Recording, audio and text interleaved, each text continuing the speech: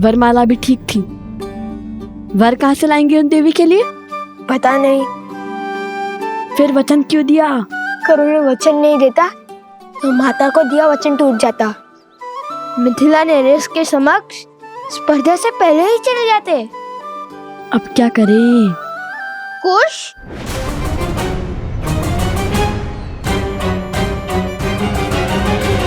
सैनिक थोड़ी ही ना हमारा नाम जानते हैं।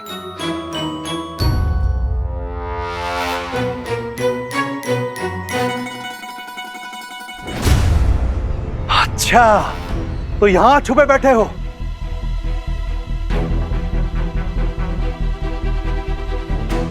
तो अकेले नहीं हो, पूरा का पूरा चोरों का दल है। अरे कैसा दल? भागो।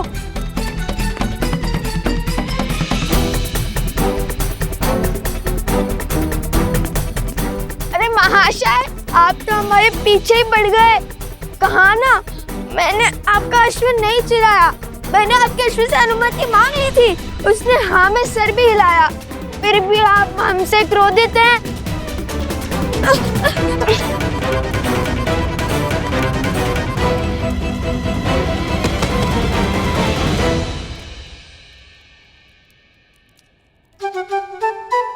तुमने उचित नहीं किया कुश। किसी और की संपत्ति को बिना अनुमति के। भैया, अश्व का स्वामी भले ही व्यक्ति था, किंतु स्वयं अश्व भी तो स्वयं का स्वामी है। मैंने उससे पूछा था और उसने हाँ में सर भी हिलाया था। राजकुमारों को कब से अनुमति मांगनी पड़ी? क्या? अर्थात ऋषि कुमारों को। राजकुमार हो या ऋषि कुमार, अनुमति तो लेनी ही पड़ती है। अब तो सैनिकों के साथ उस अश्व के स्वामी से भी छुपना पड़ेगा। पूरा मिथिला पीछे पड़ गया हमारे। यदि पकड़े गए तो ना श्री राम से भेंट होगी और ना माता को दिया वचन पूरा होगा। हाँ, पकड़े गए तो अधिक बुरा होगा। पकड़े गए तो नहीं, पकड़े गए हो।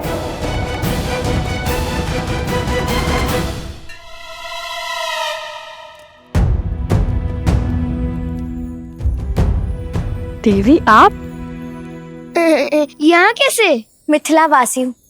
चप्पा चप्पा क्या आता है छिपने का।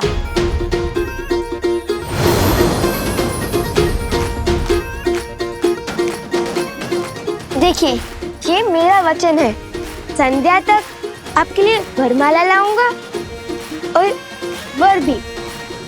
अरे कोई मुझे इस चप्पे से तो निकालो। देवी, किसी मिथ्या बोध के कारण आपके सैनिक और वो अश्व का स्वामी हमारे पीछे पड़ गए हैं। परंतु मेरी बात सैनिक, देर रुक जाइए। हमारा कार्य सफल होते ही आपको सब विस्तार में बता दूंगा। अरे मेरी बात तो पहले मुझे इस मटके से निकालो। ओ गुरु, रुक जाइए। तनिक धैर्य रखिए। अरे कैसे धैर्य रखूं? अब मेरा विश्व इस मटके में समा गया है, ऐसा लग रहा है। आपको मटके से भी निकालेंगे और आपको वरमाला भी मिलेंगी। राजकुमार की हर इच्छा पूरी होती है, बस कहने की देरी है। राजकुमार? ऋषि कुमार? अरे राजकुमार हो या ऋषि कुमार हो, कोई मुझे इससे निकालो। देवी, वरमाला दे देंगे, किंतु वर का थोड़ा कठिन है। मैं वरमाला भी पहनाऊंगा और वर भी बन जाऊंगा। कोई मुझे इससे तो निकालो। हमें आगे बढ़ना होगा। तुम्हें अपनी पड़ी है, पहले इन्हें निकालो। हाँ, प्रयास तो किया था किंतु निकले नहीं। रुको।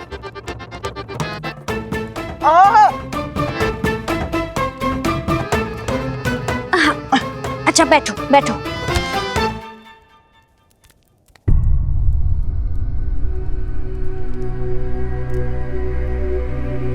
रुको।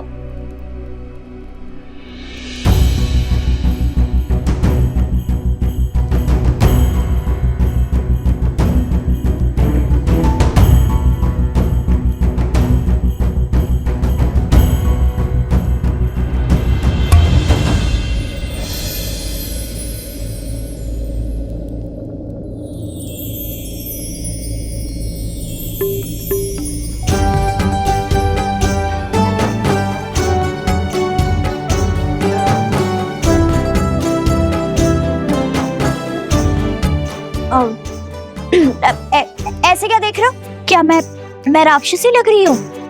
अरे नहीं नहीं, ऐसी बात नहीं है। तो फिर कैसी बात है? अरे लज्जा आ रही है इन्हें, वो कभी इतनी सुंदर स्त्री देखी नहीं है ना। उन्होंने स्वयं कहा था वर भी है और वरमाला भी पहनाएंगे। यदि आप वरमाला पहनाएंगी तो मना नहीं करेंगे, है ना उपगुरु? तो क्या विचार है आपका उपगुरु? मिल गए। वर्णन जो दिया था उसके अनुसार यही वो चोर है। ले चलो इन्हें महाराज के पास।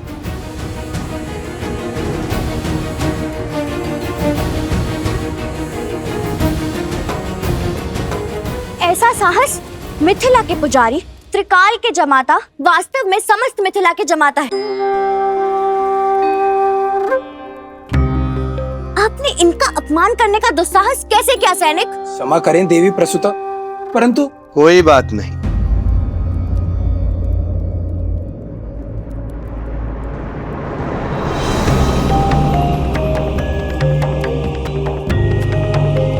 पिताश्री,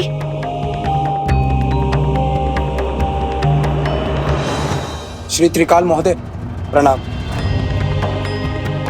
मुझे भी अभी अभी पता चला है कि मेरी पुत्री ने इन महाशय का चयन किया है। शीघ्र विवाह संपन्न होगा।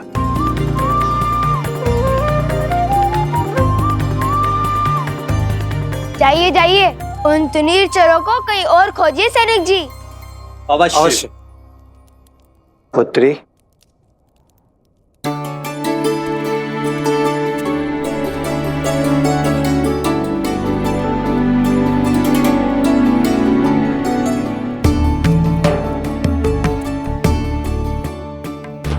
मैं अगस्त गोत्र का शिव उपासक त्रिकाल शरण शर्मा हूं। और ये मेरी पुत्री प्रसूता है। आप हमारे आवास पर अतिथि होकर पधारिए महाशय, और अपना परिचय दीजिए।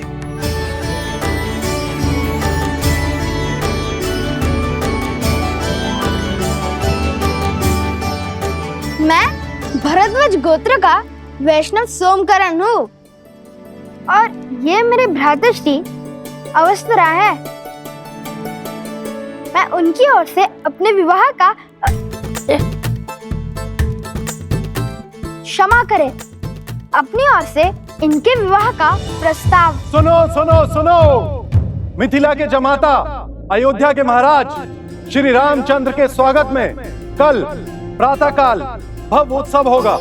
उसके पश्चात संसार भर से धनुर्धारी आके अपनी कला का प्रदर्शन करेंगे। अच्छा शुभ होगा, और कल श्री राम से भेंट भी निश्चित है। हाँ भैया, कदाचित माता सीता भी उनके साथ हो।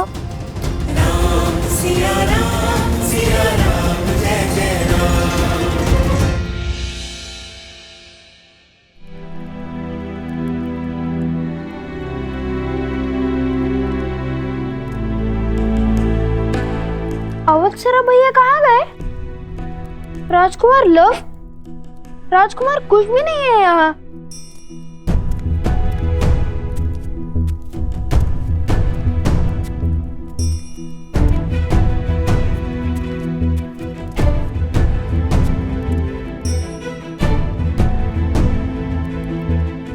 कहाँ गए ये? मुझे सताने में क्या आनंद आता है सबको। माता!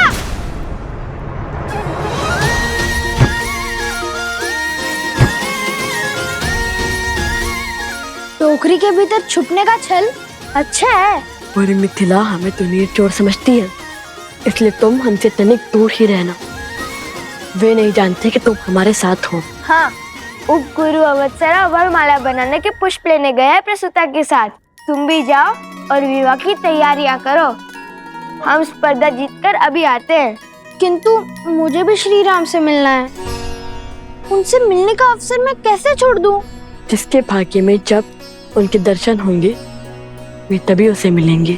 हाँ, किंतु ठीक है, चलो किंतु अपनी टोकरी की व्यवस्था स्वयं कर लेना।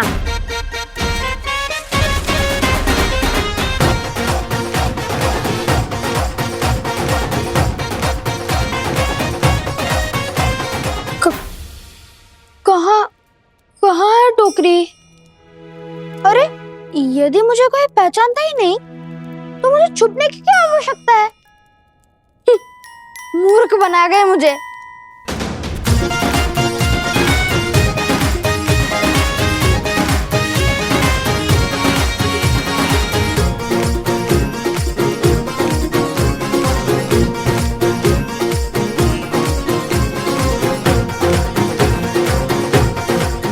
अरे चलो चलो, शीघ्र चलो, प्रतिस्पर्धा आरंभ होने वाली है। हाँ हाँ, चलो मित्रों, शीघ्रता करो नहीं तो विलंब हो जाएगा। चलो जल्दी चलो।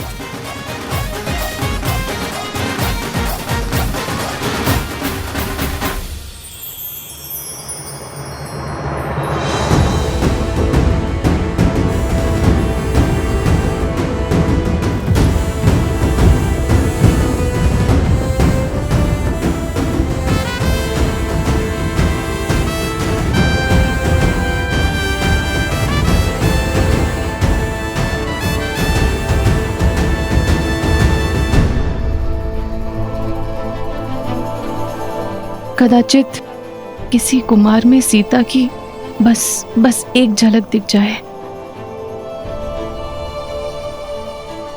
आज की धनुर्धार प्रतियोगिता में संसार भर से मिथिला पधारने के लिए आप सबका कोटि कोटि धन्यवाद। शीघ्र ही मिथिला नरेश की उपस्थिति में आप सबकी प्रतीक्षा का अंत होगा और स्पर्धा का आरंभ होगा। मिथिला नरेश महाराज जनक पधार रहे हैं।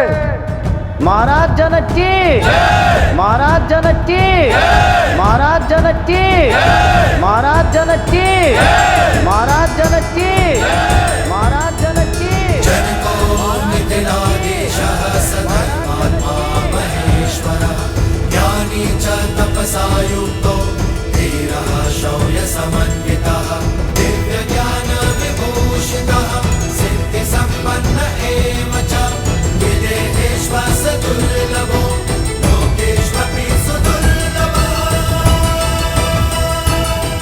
और आज महाराज जनक के साथ ही मिथिला की पावन धरा पर मिथिला के जमाता, रावण के मर्दक कौशल नरेश, धर्मपरायण, मर्यादा पुरुषोत्तम श्री राम के पग पड़ रहे हैं।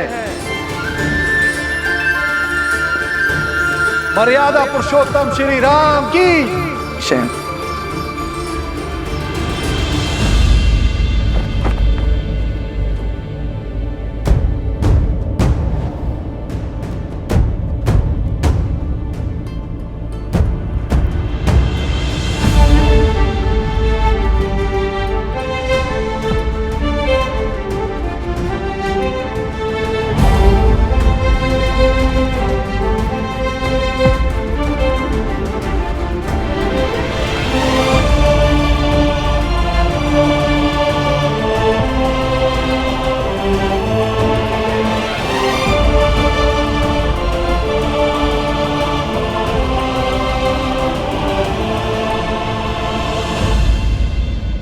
आप समझे या न समझे, मिथिला की जनता अपनों और अन्यों में अंतर जानती है। यही तो दुख है कुशाध्वज। मिथिला की ज्ञानी प्रजा भी धर्म अधर्म में अंतर नहीं पहचान पा रही। जिसने भी श्री राम को नहीं अपनाया वो धर्म से वंचित रह जाएगा। हमारी प्रजा का यह आवेश भी मेरी ही भूल है। कदाचित उन्हें आभास ही नहीं है कि मेरे हृदय में श्री राम के प्रति कोई द्वेष नहीं है, और जब उन्हें ज्ञात होगा तो संभवतः उनका क्रोध भी शांत हो जाएगा।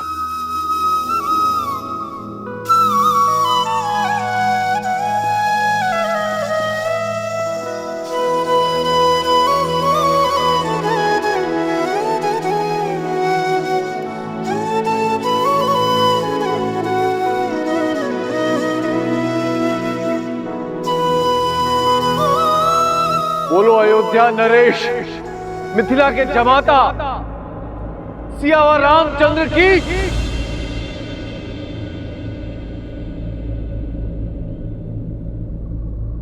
सियावर रामचंद्र की सियावर रामचंद्र की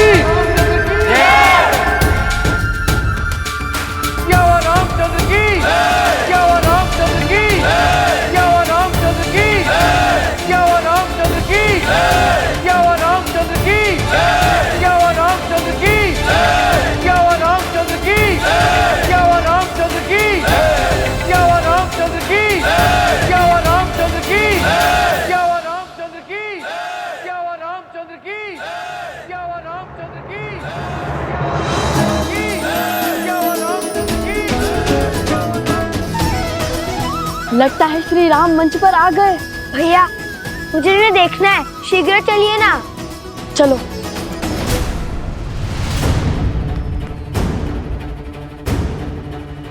कैसे जाएं? मार्ग में बड़ी बाधाएं हैं। लगता है श्री राम को देखने की इच्छा पूरी नहीं होगी।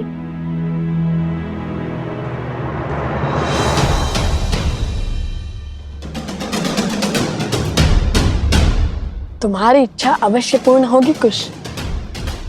आओ मेरे साथ।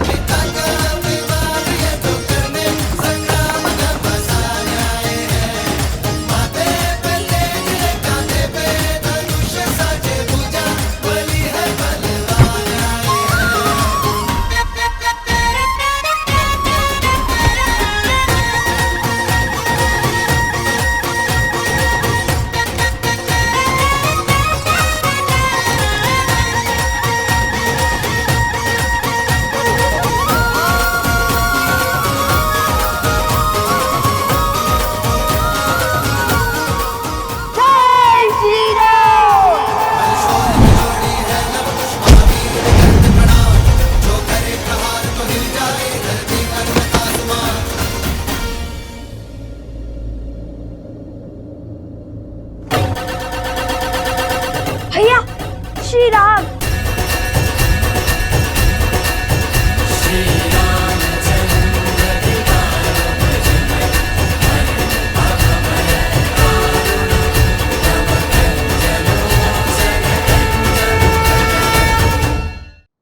ध्वज के कारण श्री राम के दर्शन नहीं हो पा रहे हैं। भैया इस समस्या का समाधान अभी कर देता हूँ। नहीं कुश, ध्वज राज्य की गरिमा होती है, उनकी भावनाएं उससे जुड़ी होती हैं, और प्रहार तो शत्रुओं के ध्वज पर भी नहीं करना चाहिए। कुश स्मरण है ना माता ने क्या सिखाया था? तन को छलनी करने से भी अधिक घातक है भावनाओं को तार तार करना। तन के घाव भर जाते हैं, मन के नहीं। हनुमान जी होते तो कितना अच्छा होता। पवन देव से कहकर इस तीव्र वायु को रोक देते। यदि माता ने महाराज जनक से मिलने के लिए मना न किया होता तो दर्शन तो क्या, अभी तक तो भेंट भी हो चुकी होती श्री राम से। किंतु तुमने उचित कहा कुश, पवन देव कहकर इस तीव्र वायु को रोक देते हनुमान जी। हे पवन देव, भक्त को भगवान से रोकना प्यासे को जल से दूर रखने के समान है। हमने भी आपके पुत्र हनुमान जी की भांति श्री राम की अनन्य भक्ति की है। इतने संकट पार कर हम यहाँ आए हैं।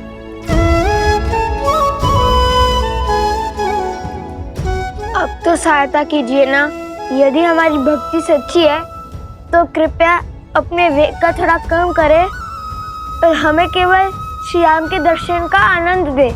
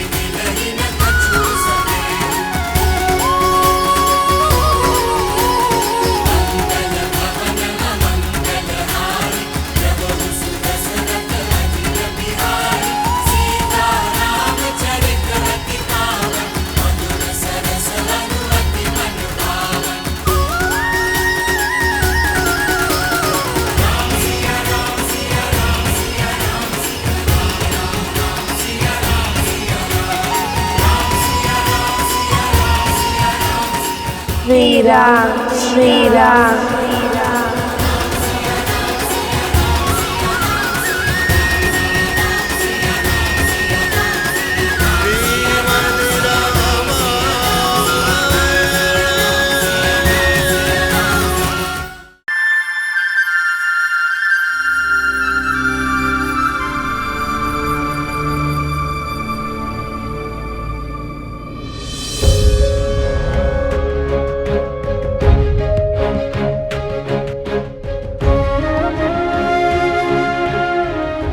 महाराज, आपके नेत्र उन ऋषि कुमारों को खोज रहे हैं। हाँ श्री राम, उनके मिथिला में आने का प्रमाण तो मिल ही चुका है।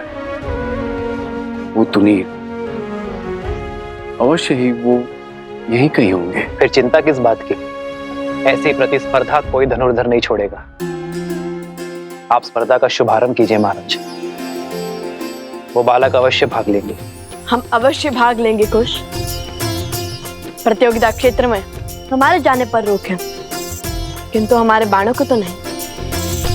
महाराज जनक ने प्रतिस्पर्धा के आरंभ का आदेश दे दिया है, तो पहली प्रतियोगिता है जो इस पक्षी को धरा पर ले आएगा वो होगा पहले चरण का विजेता।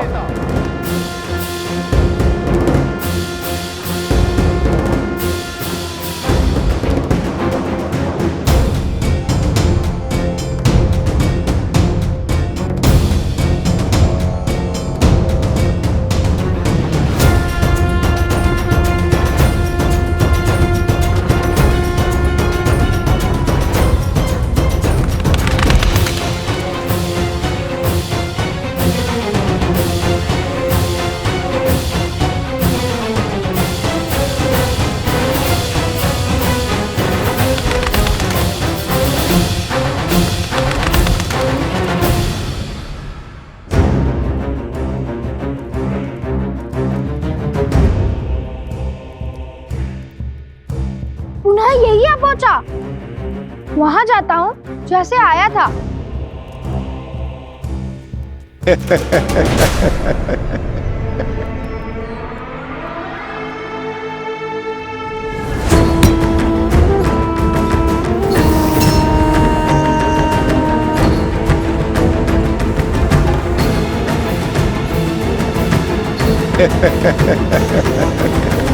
महाराज, इस पक्षी को नीचे लाने के लिए प्रतियोगी इस पर वार करेंगे, इसे मार देंगे।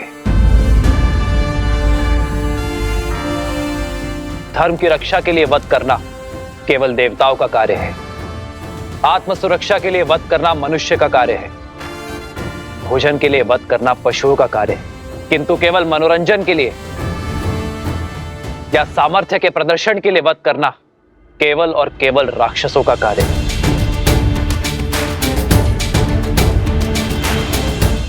उचित कहा प्रभु, किंतु अब क्या किया जाए? इस पक्षी को बिना मारे भूमि पर लाना होगा। उसे आहत करना निषेध है। उचित कहा आपने श्री राम। मैं ये कैसे नहीं समझा। जिन ऋषि कुमारों की मुझे खोज है वो इस प्रतियोगिता में जीव हत्या कदापि नहीं करेंगे। भ्राता कुशाध्वज,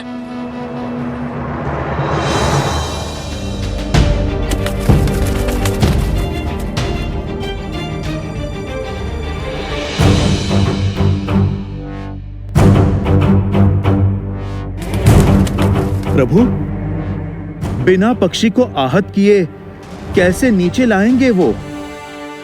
ये तो नन्हे बालक जान पड़ते हैं। इतनी बुद्धि, इतना विवेक होगा उनमें? प्रभु, कहीं प्रयास में ही पक्षी आहत हो गया तो? एक विशेष सूचना, इस पक्षी को नीचे लाने के लिए कोई भी इसे आहत नहीं कर सकता।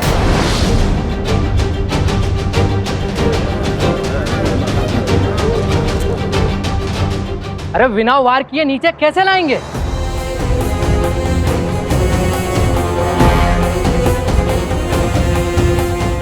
हमें कौन से पक्षी की भाषा आती है जो उन्हें बहला फुसला के नीचे ले आएंगे? हम सब साथ में बाण मार कर भी उसे नीचे नहीं ला पाएंगे। असंभव है प्रतिस्पर्धा पूरी करना। महाराजा जनक हमारा अपमान करना चाहते हैं, इसीलिए इन्होंने असंभव शर्त रखी है। हाँ हाँ, ये अपमान है हमारा। हाँ हाँ, ये अपमान है हमारा। हाँ हाँ, ये अपमान है हमारा। हाँ हाँ, ये अपमान है हमारा। हाँ हाँ, ये अपमान है हमारा। ये अपमान है हमारा। शांत हो जाइए, शांत हो जाइए। हम कैसे शांत हो जाए? ये अपमान है हमारा।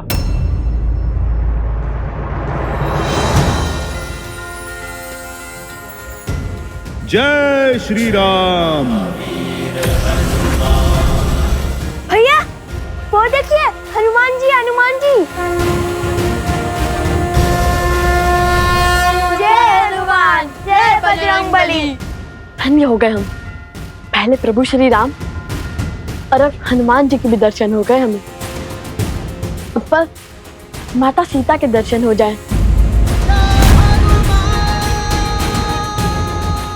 राम नाम से सागर में पत्थर तैर गए महाशय, और आप कहते हैं बिना मारे पक्षी को नीचे लाना असंभव है। प्रतियोगिता का नियम है तो उसे पूरा करने वाला भी होगा, अन्यथा हार मान के अपने ध्वज को लज्जित करके आप चले जाइए यहां से।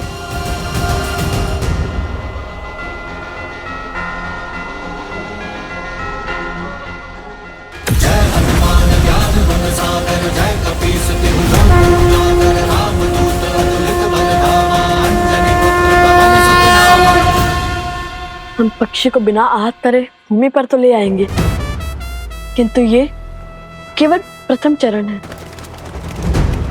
और हमारे इस कार्य से महाराज जनक को भी ज्ञात हो जाएगा कि हम प्रतियोगिता क्षेत्र में आ चुके हैं। हाँ, उनके जान जाने में कोई समस्या नहीं है। समस्या तो प्रतियोगिता में भाग लेने से पहले उनसे मिलने में है। नहीं कुश, अभी प्रतियोगिता के कई चरण शेष हैं। यदि प्रतियोगिता पूर्ण होने से पहले प्रभु या महाराज जनक ने हमें पकड़ लिया तो माता के आदेश का उल्लंघन होगा। उन्होंने प्रतियोगिता पूर्ण होने से पहले महाराज जनक से ना मिलने का आदेश दिया था। तुम दोनों वहां स्पर्धा में भाग लेने के लिए जा रहे हो तो बाकी प्रतियोगियों से भिन्न नहीं रहना, क्योंकि यदि उन्हें ज्ञात हुआ कि तुम दोनों मिथिला नरेश को जानते हो तो बातें बनेंगी। अर्थात हर बार प्रतियोगिता जीतकर हमें अपना स्थान बदलना होगा जब तक प्रतियोगिता पूर्ण ना हो जाए। चलो पहले ये चरण तो जीत ले।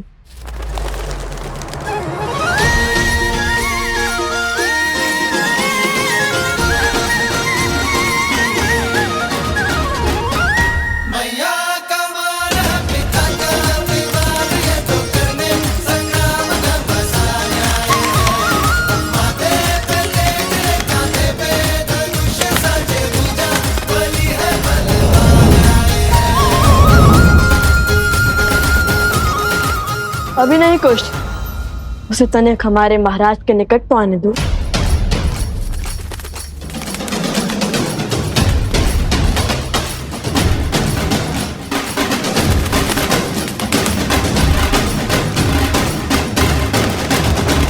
अब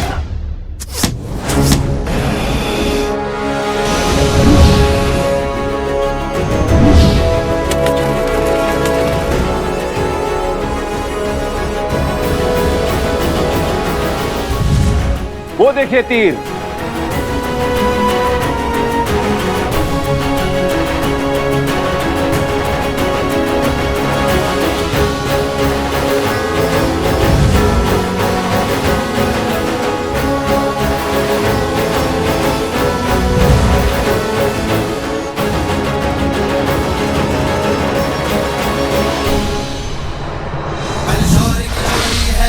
महावीर भी करते प्रणाम, जो करे प्रहार तो हिल जाए धरती पर्वत आसमान।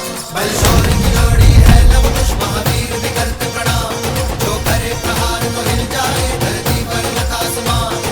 धनुष उठावे प्रत्यंचा जब करे बाण संधान, तो इनमें दिखे सीता का धीरज बल जैसे श्री राम।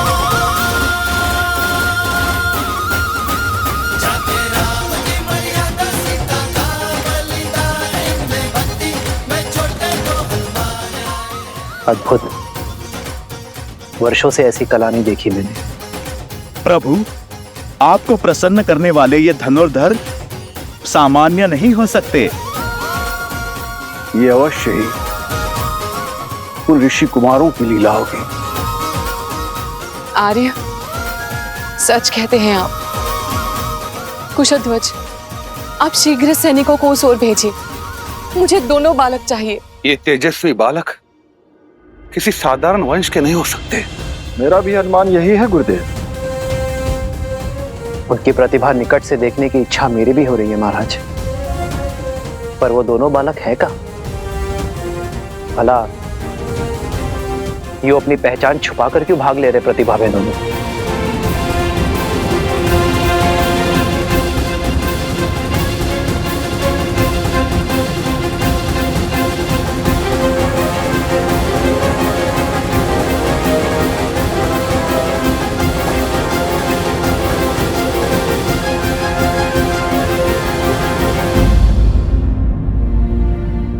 मुझे पूर्ण विश्वास है कि ये वही वीर बालक है, किंतु ये छुप छुप किस स्पर्धा में भाग क्यों ले रहे हैं? उन बालकों को खोजना चाहते हैं तो प्रतिस्पर्धा आगे बढ़ाइए महाराज। जिन्होंने पहले चरण में अपना शौर्य दिखाया है, वो दूसरे चरण में भी अपनी उपस्थिति अवश्य दिखाएंगे। आनंद,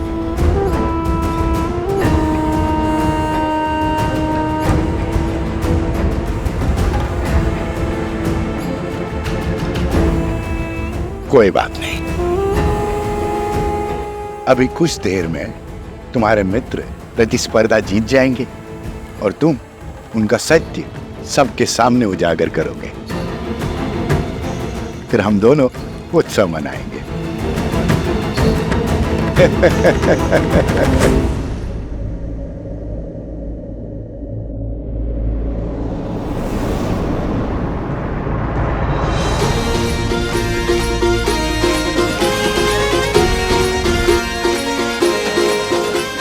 जाओ वहां, खोजो उन्हें।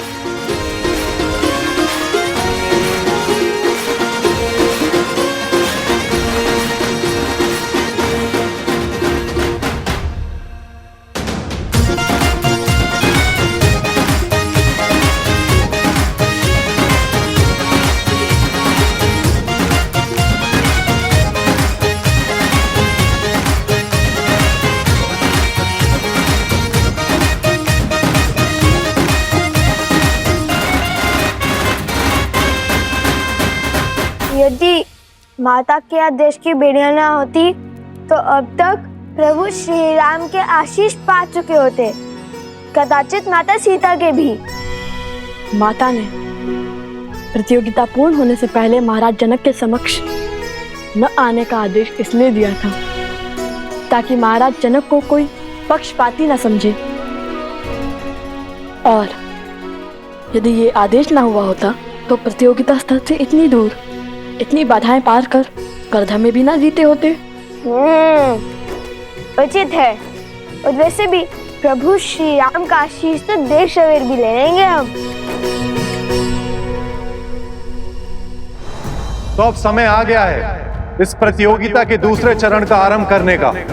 देखते हैं इस चरण में कौन जीतता है, वो जो हमारे समक्ष हैं या वो जो गुप्त हैं, जिनके केवल बाण ही हमारे समक्ष हैं। श्री राम, लव कुश की प्रतिभा को देखते हुए ऐसा प्रतीत हो रहा है कि इस प्रतियोगिता के स्तर को बढ़ाना होगा। आपके क्या विचार है?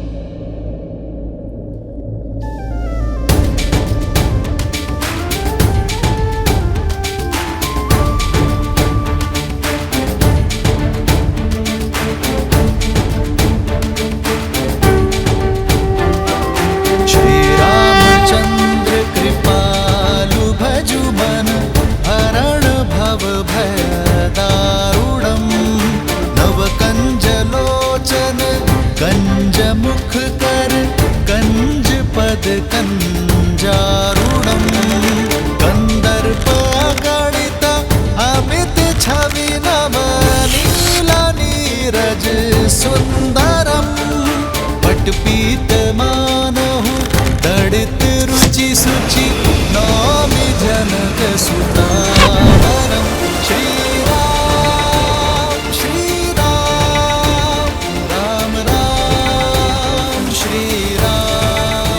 भूमि से जल और मन का पाप जब बाहर निकलता है तो उसके स्रोत को रोकना असंभव हो जाता है।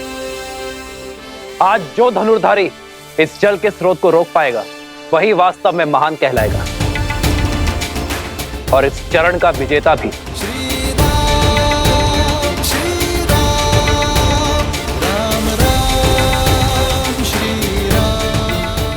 भूमि से निकले जल को रोकना कठिन होगा।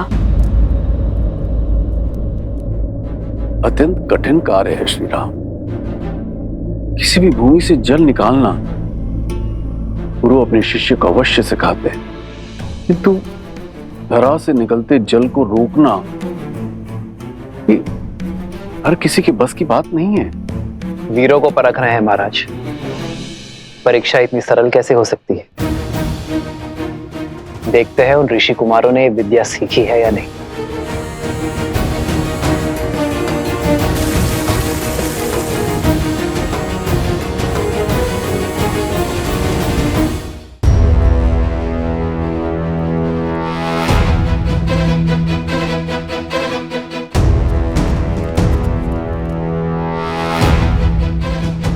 भैया, बिना माटी कंकड़ के इस धरती से निकलते जल को कैसे बंद करेंगे? असंभव।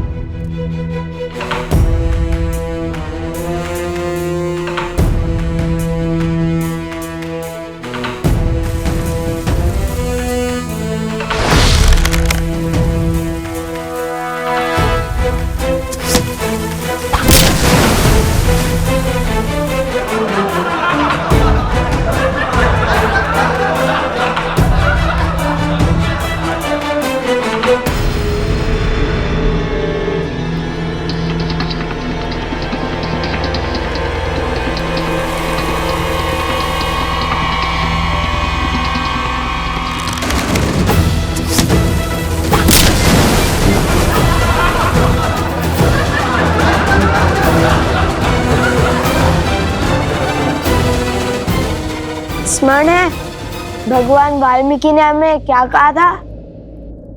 ईश्वर कोई कठिनाई ऐसे ही नहीं देता इसका हल संभव ना हो। अर्थात हमें समस्या पर नहीं, उनके शब्दों पर ध्यान देना चाहिए। श्री राम की दी हुई चुनौती को ठीक से समझना चाहिए।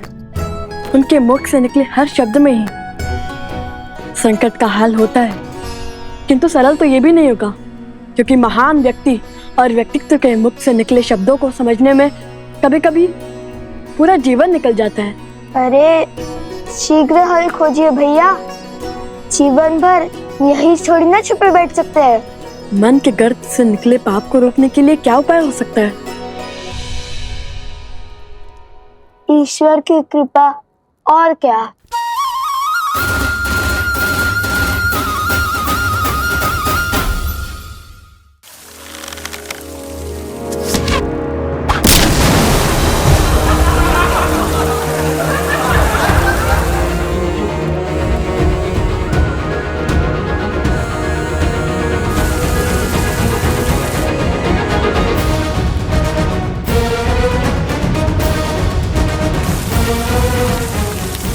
लो, मिल गया उपाय।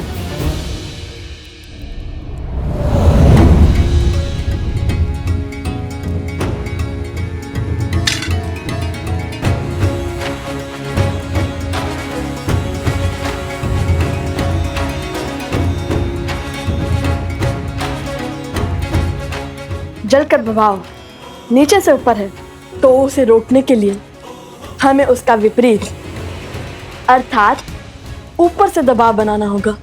और श्री राम नाम के अतिरिक्त कौन है जो पाप के ज्वार और बहती जलधारा को रोक सके? अब इस जलधारा के मुख पर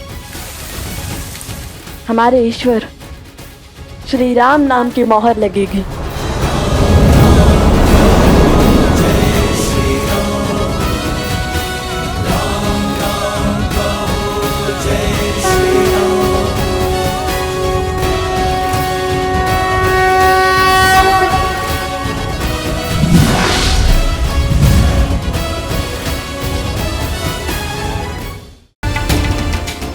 आज जो धनुर्धारी इस जल के स्रोत को रोक पाएगा वही वास्तव में महान कहलाएगा, और इस चरण का विजेता भी।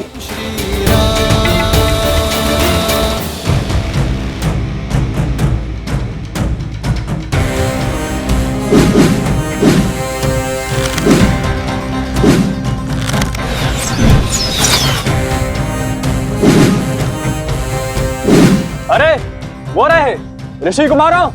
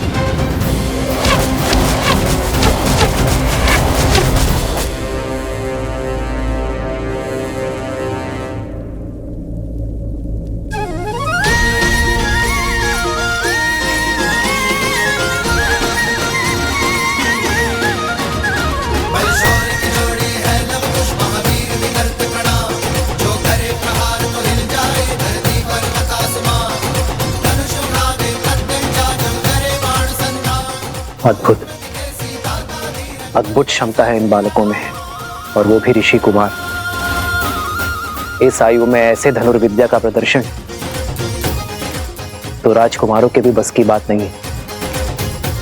इनकी प्रतिभा अतुल्य है महाराज।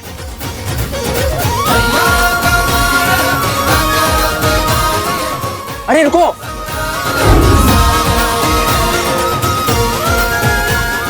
रोको। सैनिक भी इन्हें खोज नहीं पाए हैं महाराज। ये दोनों बालक असाधारण प्रतीत हो रहे हैं। आपने तो इनका पराक्रम निकट से देखा है, किंतु अब मुझे उन्हें प्रतियोगिता के अंतिम चरण को जीतते हुए निकट से देखने की इच्छा हो रही है। मैं स्वयं उन्हें खोजने की इच्छा रखता हूं। अवश्य, मैं भी आपके साथ चलता हूं। आपका यूं अतिथियों को छोड़कर जाना उचित नहीं होगा। आप यही रहिए, मेरे स्थान पर मेरा हनुमान उपस्थित रहेगा। जैसे प्रभु की इच्छा।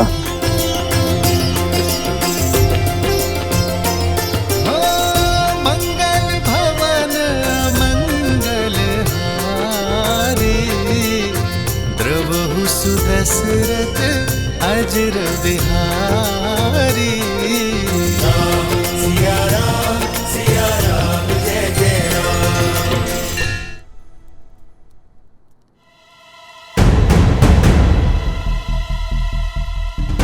कुश, चलो प्रतियोगिता क्षेत्र के तनिक निकट चलते हैं। अब यहाँ सब हमारी खोज में लग जाएंगे।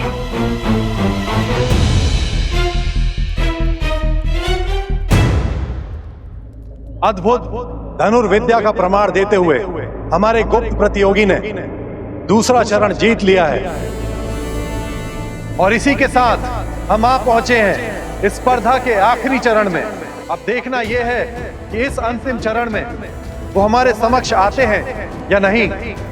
तो ध्यान से सुनो, इस चरण में महाराज जनक का अश्व,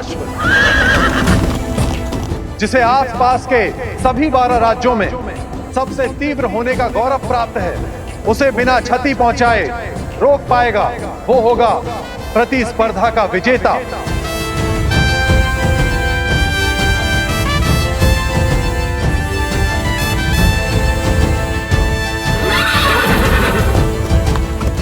ये तो सच में असंभव है। भैया, अश्व के आसपास बाणों का घेरा बनाने से कोई लाभ ही नहीं होगा। वो एक छलांग में उसे पार कर लेगा। यहाँ से तो सब असंभव लगता है। अश्व भी दिखाई नहीं दे रहा है, और प्रतियोगिता क्षेत्र तो उस और है ना। चलो उस वृक्ष पर चढ़ के देखते हैं, कदाचित कोई मार्ग दिखे।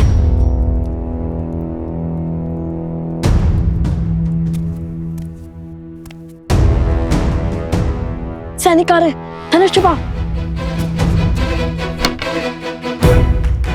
ये लो।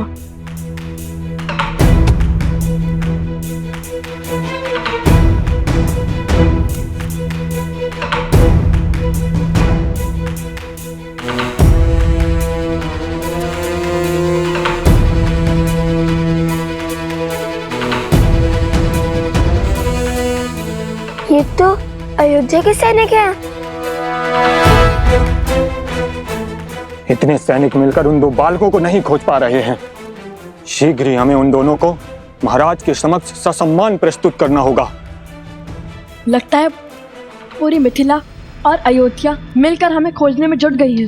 वो देखो, मिथिला के सैनिक जिन्हें हमने माटी में स्नान करवाया था।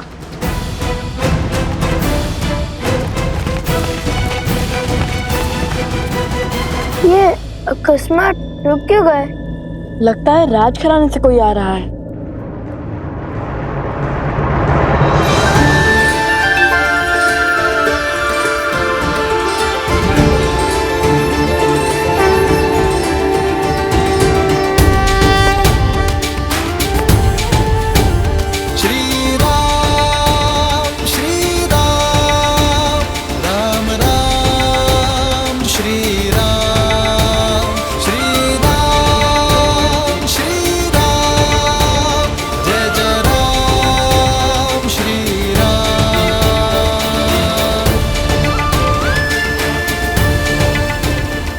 अंततः भक्त को भगवान के दर्शन मिल ही गए।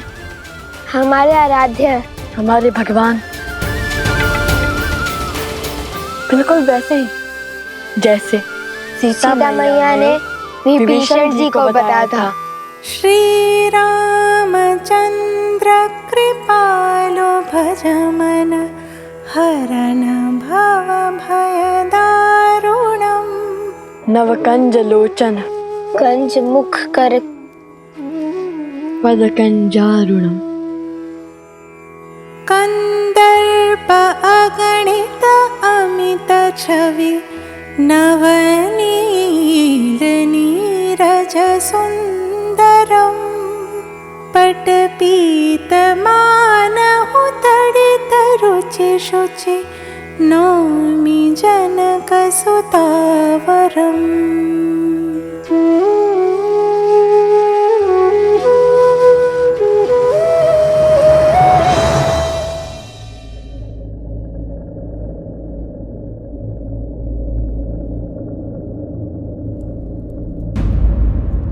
कुश, श्री राम के चरण स्पर्श करने के लिए इससे अच्छा अवसर नहीं मिलेगा हमें। चरण स्पर्श करे या स्पर्धा? कुमारों,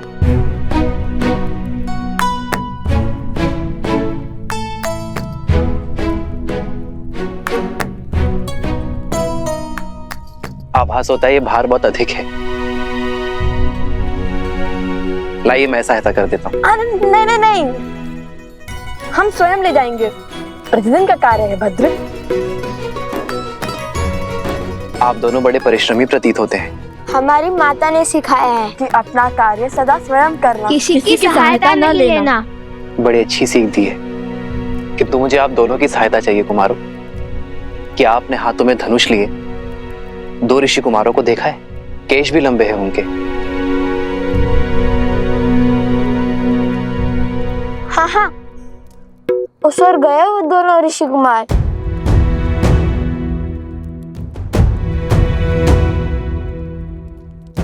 धन्यवाद।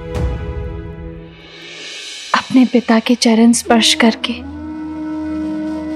आशीर्वाद लेना हमारे पुत्रों की नियति में नहीं, किंतु ये पुष्प वो दोनों ही लेकर आए हैं आर्य। इसमें उनका स्पर्श है, स्वीकार कीजिए।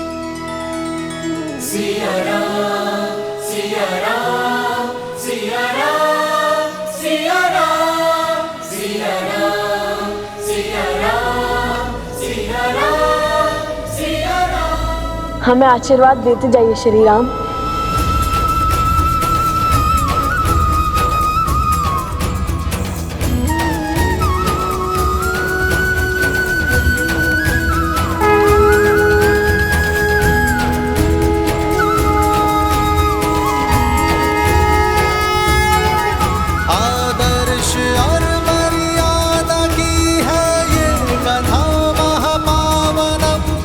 काट मद श्री से मिला दे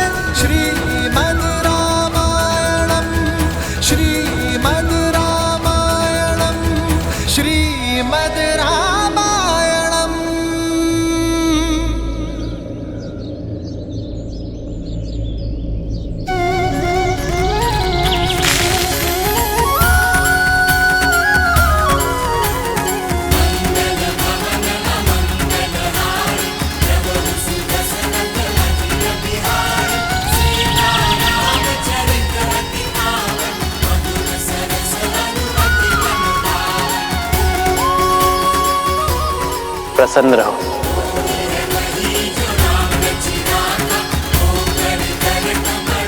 चिरंजीवी रहो, यशस्वी रहो।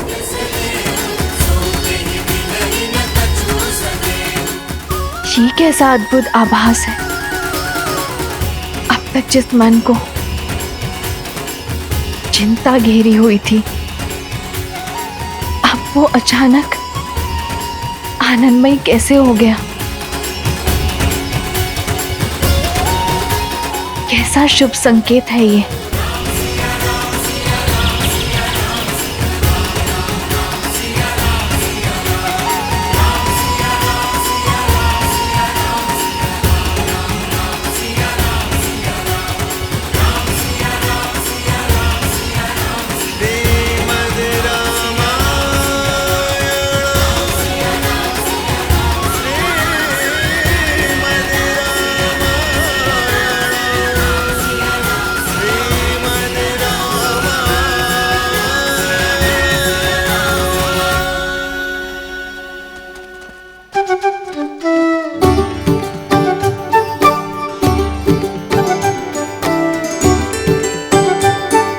बुरी बात, असत्य क्यों कहा तुमने?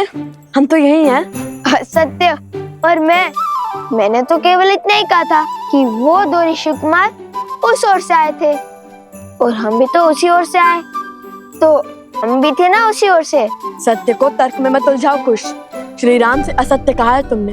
प्रतियोगिता जीतने के बाद जब हम प्रभु श्री राम से मिलेंगे तो हमें उनसे क्षमा मांगनी होगी, समझे तुम? समझ गया भ्राता श्री। अब चलिए, वहाँ कोई सैनिक नहीं है। चलो।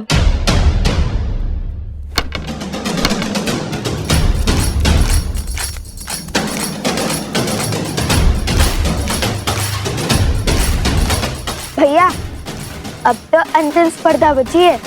उसके बाद छुपने छुपाने के खेल से मुक्ति मिल जाएगी।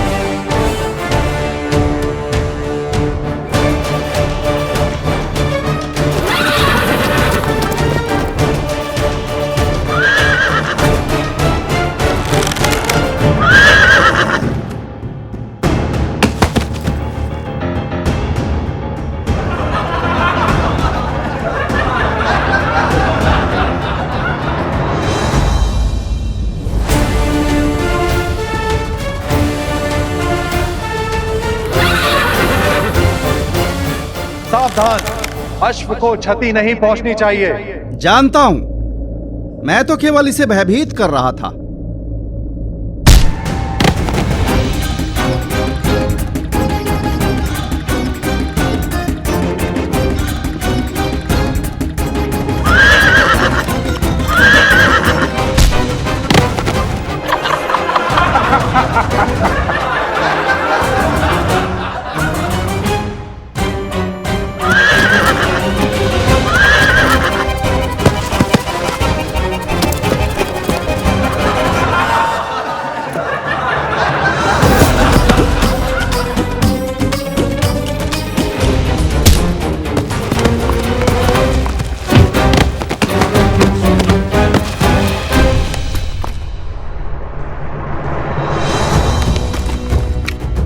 अश्व प्रतियोगिता के स्थल से बाहर निकल चुका है भैया।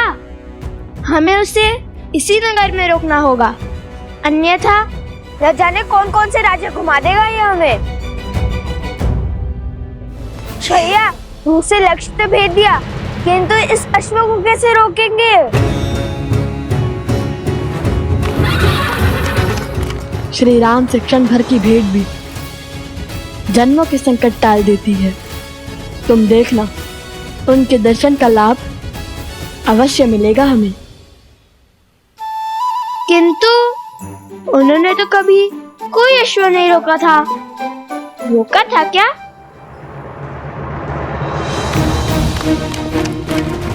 वो देखिए भैया, वो रहा। कुछ सोचिए भैया, कैसे रोके इस अश्व को?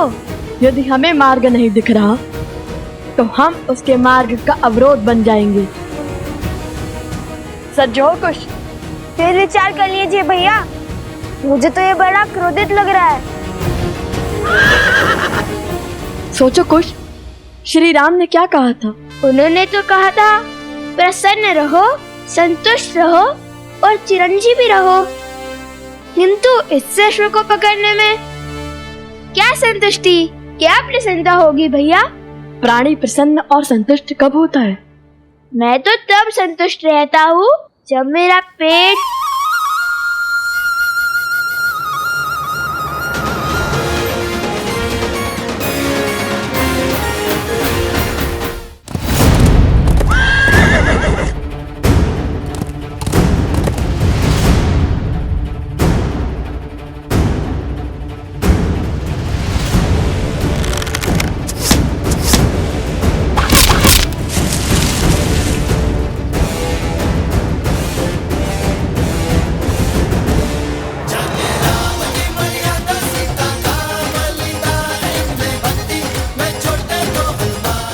प्राणी तब संतुष्ट होता है जब उसका पेट भरता है।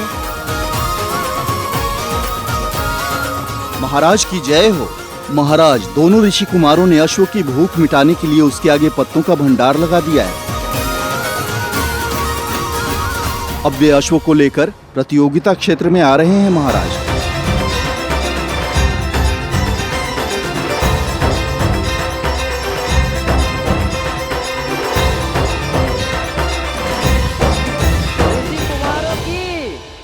ऋषि कुमारों की लगता है तुम्हारे मित्र स्पर्धा जीत गए हैं। समय आ गया है जब उस प्रतियोगिता क्षेत्र में उन्हें पुरस्कार मिल रहा होगा।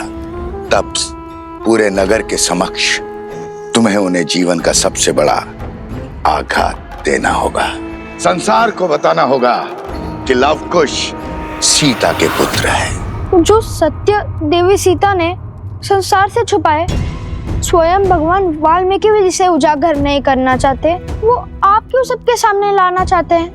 क्या मिलेगा आपको माता सीता और लव कुश को दुख पहुंचाकर? जिज्ञासा, ये सत्य जब सामने आएगा तो संसार में विविध प्रकार के विचारों का जन्म होगा। कोई राम से इसलिए घृणा करेगा क्योंकि उसने अपनी गर्भवती पत्नी का त्याग किया। कोई सीता पर संदेह करेगा। मैं कुछ नहीं कहूंगा, चाहे तो आप मेरे सर के टुकड़े टुकड़े कर दे। लगता है मुझे अपनी मायावी शक्तियों से ही तुमसे अपनी बात मनवानी पड़ेगी।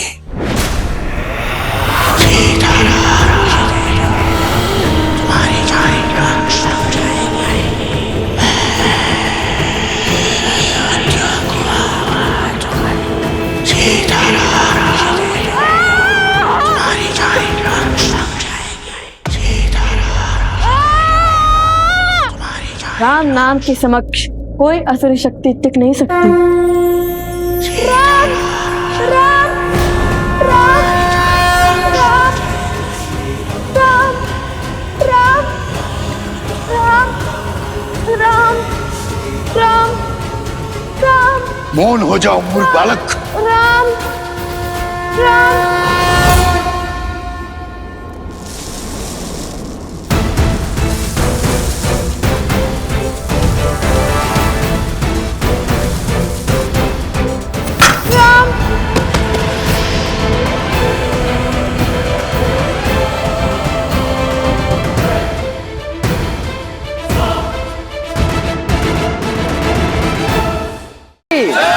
ऋषि कुमारों ऋषि कुमारों की। भैया, श्री राम और माता सीता दिखाई नहीं दे रहे हैं। मेरे नेत्र भी उन्हें ही ढूंढ रहे हैं।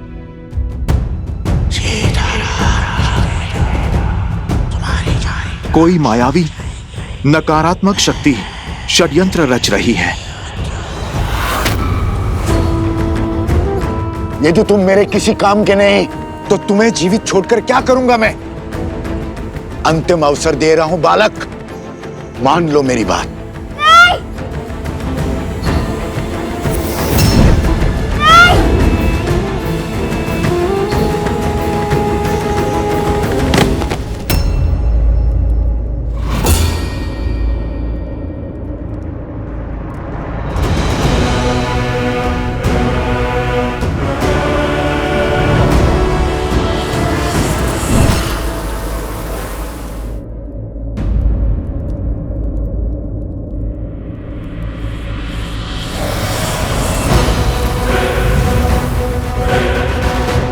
बालक, बालक उठो। मुझे पराजय स्वीकार नहीं है राघव। मैं तुमसे जीत के रहूंगा, तुम्हें हरा कर रहूंगा मैं।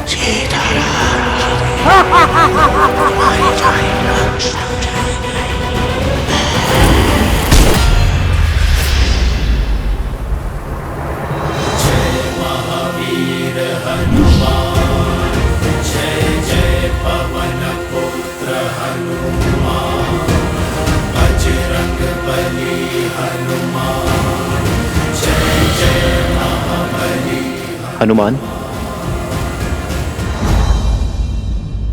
ये समय प्रहार करने का नहीं, प्रहार से बचने का है।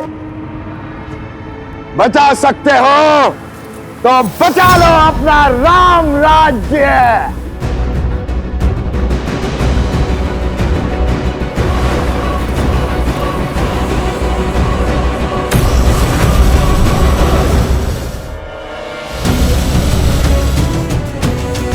महाराज, वो बालक मिल गए। इस बालक को संभालिए आर्य सुमंत। जी महाराज। मुझे इसी क्षण जाना होगा आर्य सुमंत। रथ को सज्ज कीजिए।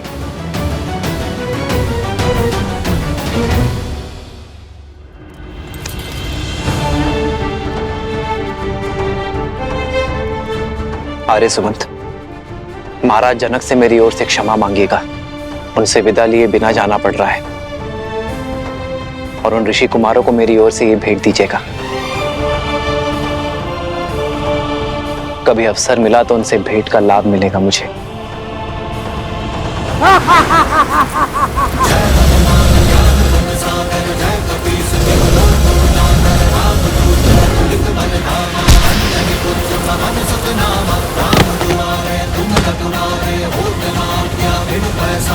प्रभु के पाश में बंधने को सज्ज होना दुष्ट।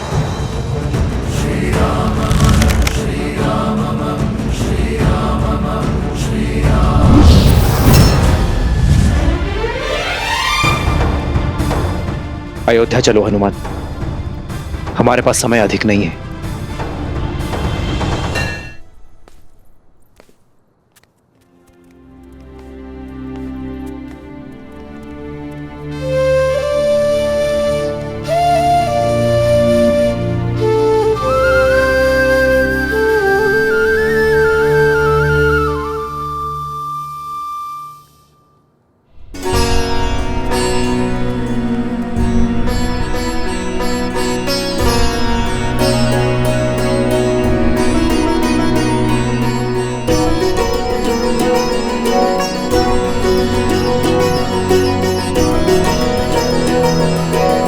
बालकों, मैं जानता हूं तुम्हारी दृष्टि किसे ढूंढ रही है। हम भी कब से तुम्हारी ही प्रतीक्षा कर रहे थे। मैं ये भी जानता हूं कि इतने असंभव चुनौतियों को संभव कौन कर रहा था। ईश्वर की असीम कृपा है तुम दोनों पर।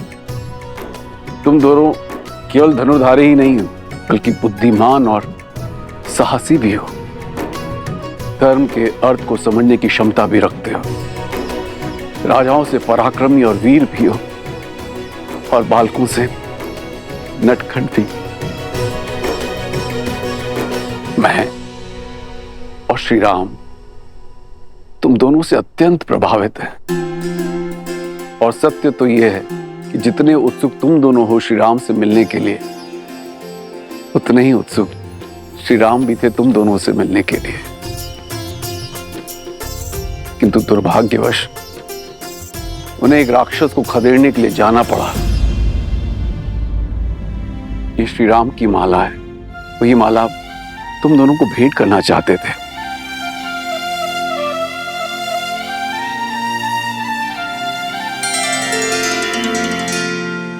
कितना सुंदर रूप है, कितना सुंदर भाव और स्वभाव है, इतनी नम्र छवि। तुम दोनों को देखकर किसी का स्मरण हो आया।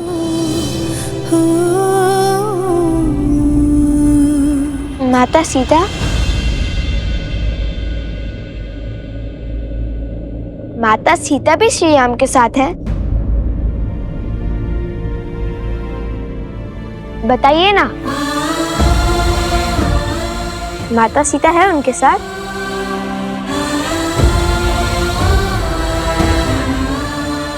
कोई बात नहीं, जब हम अयोध्या जाएंगे तब माता सीता से भी मिलेंगे और श्री राम से भी।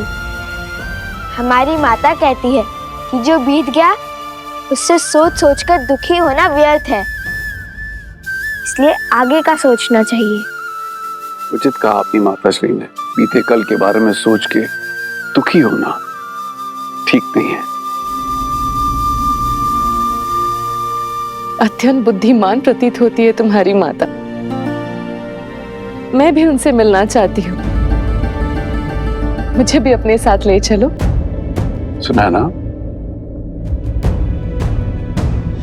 अवश्य महारानी, वो भी आपसे मिलकर बहुत प्रसन्न होंगी। उत्तर की ओर वन के निकट भगवान वाल्मीकि के आश्रम में ही रहते हैं। उचित है, हम शीघ्र ही आश्रम आएंगे तो भगवान वाल्मीकि का आशीर्वाद देंगे। आप लोग यहां से प्रस्थान करें और आपकी भेंट, आपका पुरस्कार स्वीकार करें।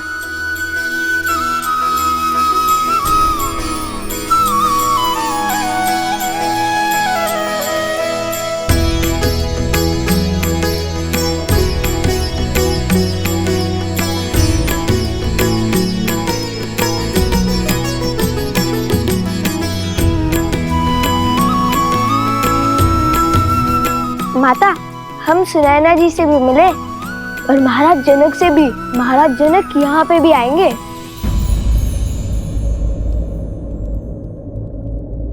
महाराज जनक यहाँ आएंगे? हाँ माता। मुझे मिथिला में हुए हर प्रस्ताव के विषय में बताओ। अभी नहीं माता, हम मिथिला से विजेता बनकर लौटे हैं और हमारे उपगुरु वो भली भांति पराजित होकर आए, उनका स्वागत तो कीजिए। पराजित होकर? किससे और कहाँ है उपगुरु? आश्रम के बाहर है, विजेता की सेवा कर रहे हैं। हाँ, लौटते हुए पूरे मार्ग में सेवक की भांति सेवा करते हुए आए हैं। कभी जल का घड़ा तो कभी फल की टोकरी लेकर आए हैं। किसके लिए? आप सभी को मेरा प्रणाम। ये प्रसूता है, मेरी धर्मपत्नी।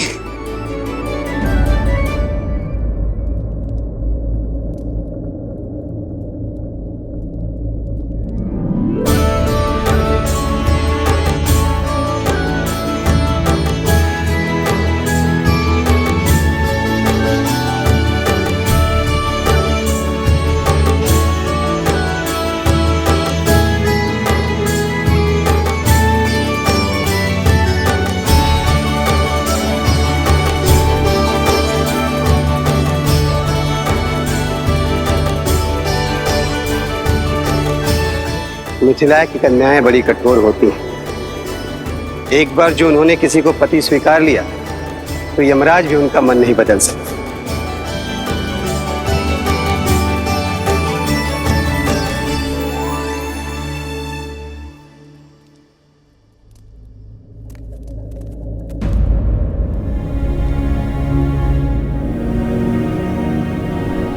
ये क्या, सब चले क्यों गए?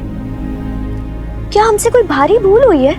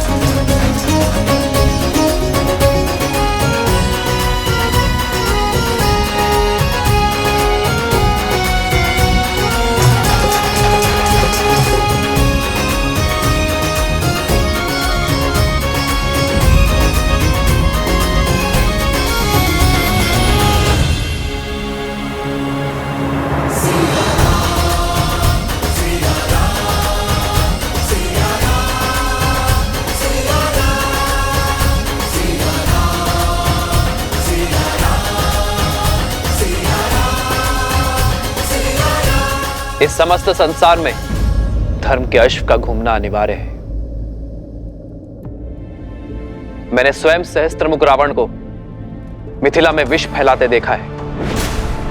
उसने एक बालक को अपने माया के भ्रम से बांधा था। किंतु अच्छी बात यह है कि बालकों पर कुविचारों का प्रभाव विलंब से होता है, इसलिए सहस्त्रमुख रावण सफल नहीं हो पाया। किंतु अब हमारे पास समय शेष नहीं है। हमें शीघ्र अतिशीघ्र अश्वमेध यज्ञ प्रारंभ करना होगा। महाराज, क्या अब आप दूसरा विवाह करेंगे अथवा भाभी मां सीता को?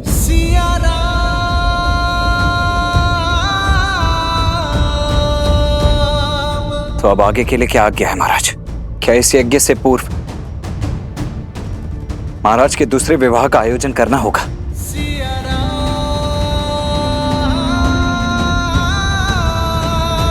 इसकी कोई आवश्यकता नहीं है लक्ष्मी, आवश्यकता नहीं है लक्ष्मी। विवाह तो मैं कर चुका हूं।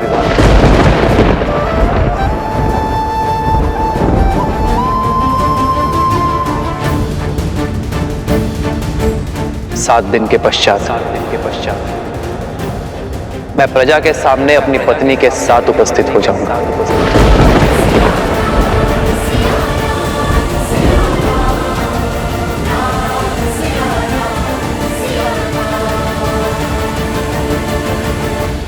न जाने कहां की होगी वो, किस नगर की होगी वो महारानी, किस धर्म का वहन करती होगी। रघुकुल की गरिमा निभा भी पाएगी या नहीं? नहीं, इस नई महारानी को हम स्वीकार नहीं करेंगे। कभी स्वीकार नहीं करेंगे। राजा राम है वो कुछ भी अनिष्ट कर ही नहीं सकते। उन्होंने विवाह किया क्योंकि यही उचित था। राजा है, इसका तात्पर्य नहीं कुछ भी अनुचित करेंगे। हमारे महाराज ने हमेशा उचित कार्य ही किए हैं। ये उचित नहीं है। यही उचित है। ये उचित नहीं है। यही उचित है। अन्याय है ये। आप ये कैसे कह सकते हैं? क्योंकि हमारे महाराज ने ध्यान रखा ही है।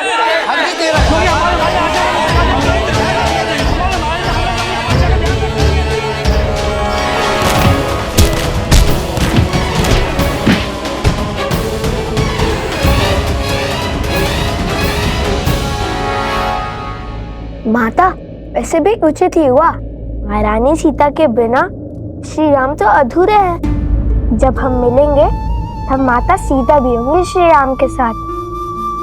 और तब तक के लिए श्री राम की भेंट है ना हमारे पास।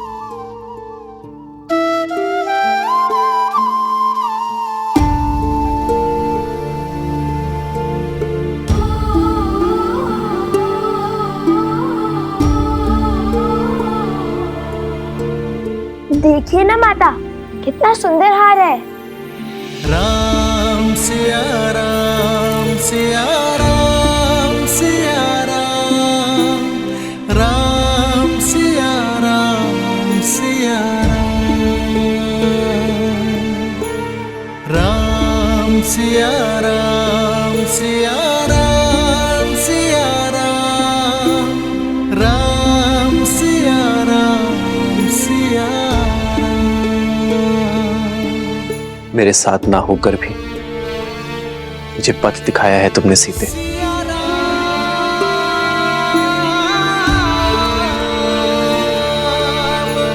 प्रभु, आप जो करेंगे वो उचित ही होगा, किंतु प्रजा में जो ये तर्क वितर्क चल रहा है, इसे रोकने का मार्ग अवश्य ही खोजना होगा।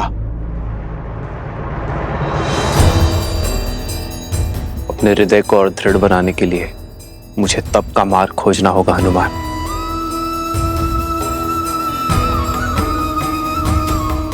जब तक मैं इस कक्ष में हूं, मेरे एकांत में कोई बाधा ना डाले हनुमान।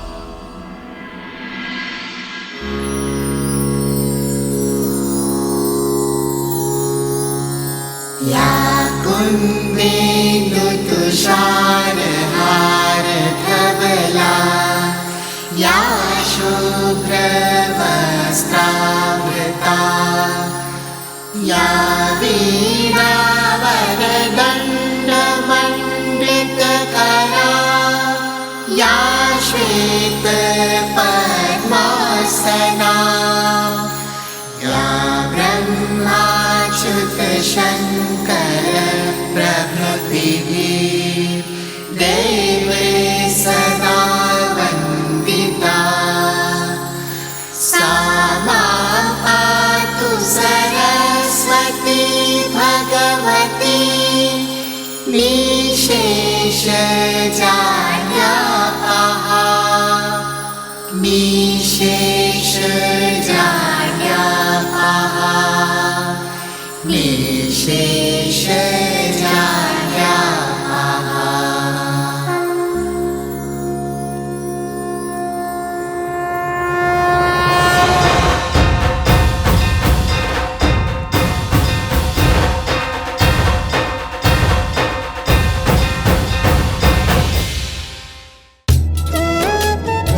भगवान वाल्मीकि का आशीर्वाद सदा तुम पर बना रहे पुत्रों। उठो। गुरुदेव, आज सरस्वती माता की पूजा क्यों? बताता हूँ, परंतु इससे पहले ये बता दूं कि भगवान वाल्मीकि की क्या इच्छा है। पुत्रों, तुमने मिथिला में अपने शौर्य का परचम लहराया, किंतु अब भगवान वाल्मीकि कुछ और चाहते हैं। उनका आदेश धनुष बाण का त्याग कर हाथ में वीणा उठाने का है, क्योंकि संपूर्ण व्यक्तित्व वो होता है जिसमें केवल बल और बुद्धि ही नहीं, कला भी सम्मिलित हो। और कला के बिना प्रभु भी पशु है। कला तो रावण के पास भी थी। बल, बुद्धि, कला और धर्म, ये चार स्तंभ से व्यक्ति का व्यक्तित्व बनता है। रावण के पास बल, बुद्धि और कला तो थी, किंतु धर्म नहीं था। और वो धर्म क्या है गुरुवर? उस धर्म को भी जान जाओगे जब अपने अगले प्रवास से लौटोगे। कहाँ का प्रवास? अयोध्या।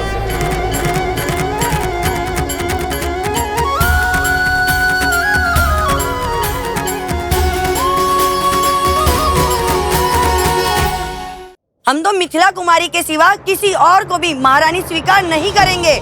श्री राम से भी विरोध करेंगे। समझने का प्रयास करो। अयोध्या को यज्ञ की, वो यज्ञ को महारानी की आवश्यकता है। श्री राम ने जिस भी नारी का चयन किया होगा, उसे हमें अपनी महारानी के रूप में स्वीकार करना ही होगा।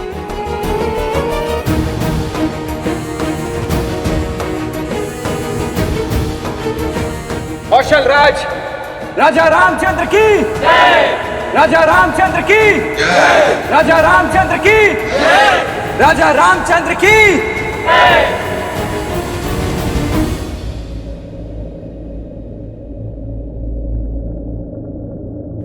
राज्य यज्ञ के बिना अधूरा है और राजा रानी के बिना अपूर्ण है। इसलिए मैंने अपनी प्रिय पत्नी के शोक को त्याग कर इस राज्य को धर्म से सबल करने का निर्णय लिया है। राजा रामचंद्र की जय। राजा रामचंद्र की जय। राजा रामचंद्र की जय। नहीं, अयोध्या की महारानी के रूप में मिथिला कुमारी के सिवा और किसी को स्वीकार नहीं करेंगे। महारानी सीता ही है, महारानी का स्थान हम किसी और को नहीं लेने देंगे। हाँ तुम बिल्कुल ठीक कह रही हो, हमारी महारानी देवी सीता ही हो सकती हैं। हाँ हाँ सीता ही हो सकती हैं। महारानी सीता की, महारानी सीता की, महारानी सीता की, महारानी सीता की।